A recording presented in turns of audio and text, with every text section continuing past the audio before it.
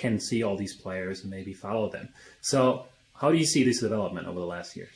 That's a good question. I see it, it's sort of strange because in one sense, popular music today has no guitar solos in it, and the level of playing has went way down from earlier a few years ago.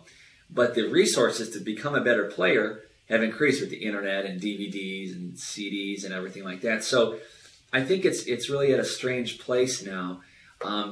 It's interesting when kids will come out to see my show, they're like, I can't believe you're doing all kind of solos and things like that. So this day and age, actually doing solos is a strange concept to some kids. So I think it's a very strange time. I don't know if I have a clear answer for it, but it's a very strange time. You have all this opportunity, but if they're not listening to the stuff that promotes them, I don't know. It's interesting. Yeah. So were you learning, how was your guitar learning? I mean, I see the kids today, they go online, they download so many things like bootlegs and transcriptions and whatever else.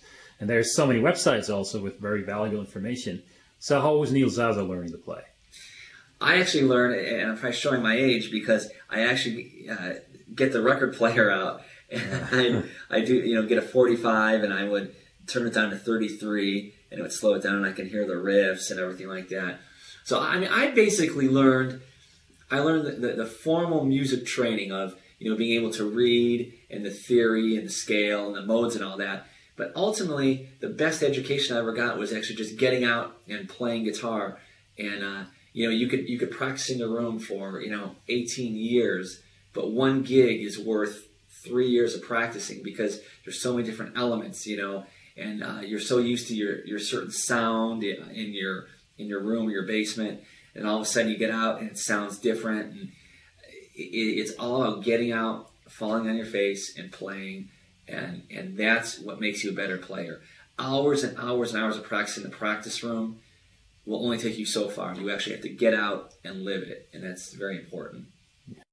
Let's get to what everybody's seeing pretty much all the interviews so far, your beautiful guitar on your leg sitting there, which is the new Neil Zaza signature guitar. So you got to develop it, Court, and it would be interesting, since I'm a player myself, I really understand what probably must be the value of having your own signature guitar with your own name on it.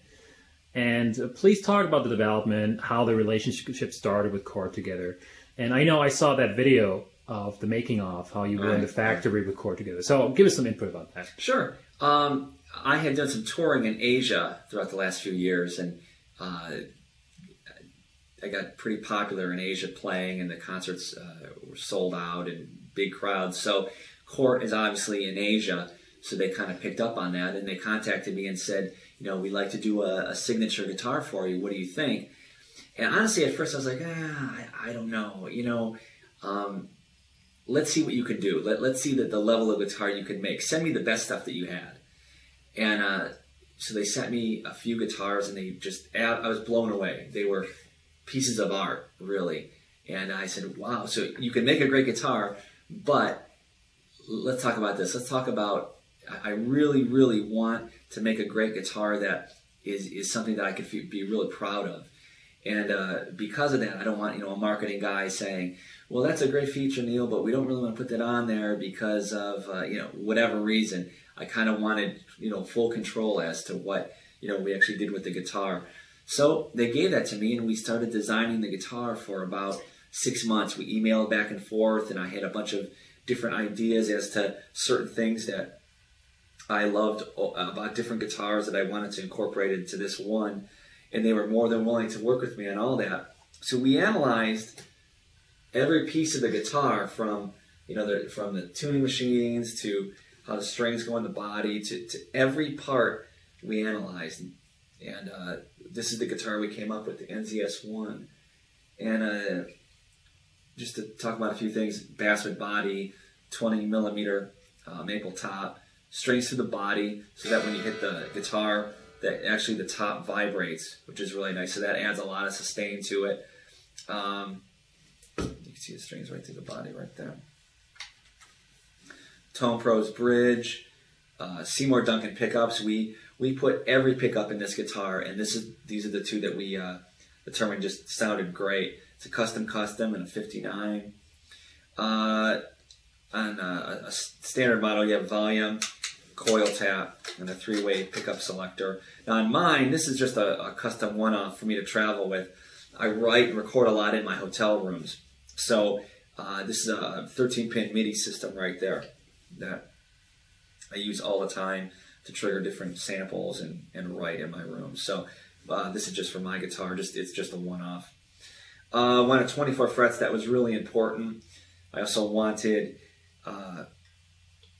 this wheel with holes in it to adjust the neck, because a lot of times, you know, you get to the gig and you can't find your Allen wrenches. So in fact, the other day I had to adjust this and I couldn't find my Allen wrenches, and there was a nail on the floor and I put the nail in and I adjusted the neck, which was cool. So ebony fingerboard, 3-piece maple neck, has a Spurzl locking tuners there, which is really cool, and of course the NZ logo right there. So that's cool. I'll tell you what I love about it is that I could pick this guitar up and it fits me really well. Like we analyzed where everything is on the guitar. So the pickup selector, like if I'm playing, I could just flip it with my pinky here.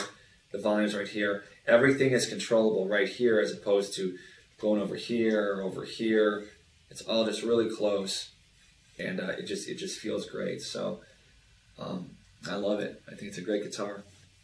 So yeah, you said something about your extension of your arm. It is, right? Something. Yeah, I mean, sometimes it just feels like an extension of my body, simply because it's perfect how the neck is shaped and where everything's at. Yeah. It really lets me think about playing guitar rather than superficial things like, you know, the making of the guitar, where everything's at, or maybe I don't have access, or there's nothing on this guitar that I go, wish I could, wish I had. I mean, it's done. It's great. That's actually a very interesting topic there, and I have to mention now, many people ask us, okay, JemFest is only about Ibanez Gem guitars, and that's not true. We love each guitar, and since we have somebody sitting here that actually developed the guitar in general, some more information about how do you start it? How is it that you trying to develop an instrument that is an extension of your arm must be so hard, because where do you start? What do you got your ideas from to pick the wood? Say, let's put the knobs there. Let's make everything like this and that. Like have this body shape. So, like with somebody with your experiences doing that so long for so many years, do you have like your perfect guitar in your head before you even went to chord, or you know? No, that's a real good question. I actually had to think about, out of all the guitars I played over all the years, what are some of the features I liked, you know? So I knew that I wanted for sure locking machines, because then I don't have to have the winder, and it's a quick string change and it stays in tune nice. I knew I wanted from another guitar I used to play, I definitely wanted that adjustment there. I knew from many guitars I played that